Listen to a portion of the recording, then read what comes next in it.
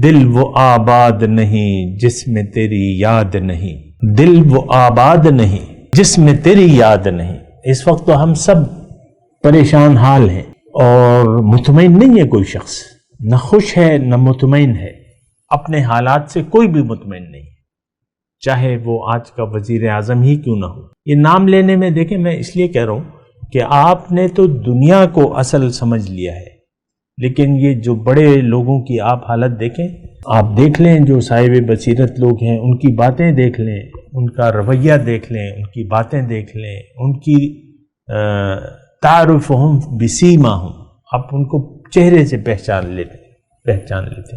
انسان تو اپنی باتوں سے پہچان لیا جاتا ہے کہ یہ کتنا مطمئن ہے، کتنا خوش ہے۔ لیکن آج یعنی خوشی میں صرف نام اس لیے لے رہا ہوں، آپ کوئی ایک دنیا کا حکمران بتا دیں جو خوش ہے اور خوشحال ہے، جس کا دل بے چین نہیں ہے۔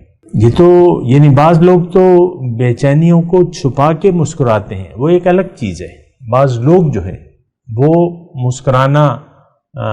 مسکراتے آپ کو نظر آئیں گے، لیکن دل کو آپ چیریں، ان کے دل کو آپ دیکھیں تو یعنی آپ قریب جائیں ان کے تو آپ کو ان کی پریشانی، یہ تو ہمیں دور والی چیزیں، چمکتی چیز سونا معلوم ہوتی ہے، لیکن ایسی بات نہیں ہے سامنے کر۔ آج کا انسان پریشان حال ہے، غیر مطمئن ہے، خوش نہیں ہے۔ اس کی وجہ یہ ہے کہ یہ اللہ سے اس نے اپنا رخ موڑ کے ظاہر کی طرف کر لیا ہے۔ میں تو آپ کو دیکھیں، میں آپ کو دھوکے میں نہیں رکھنا چاہتا، حقیقت آپ کو بتا رہا ہوں۔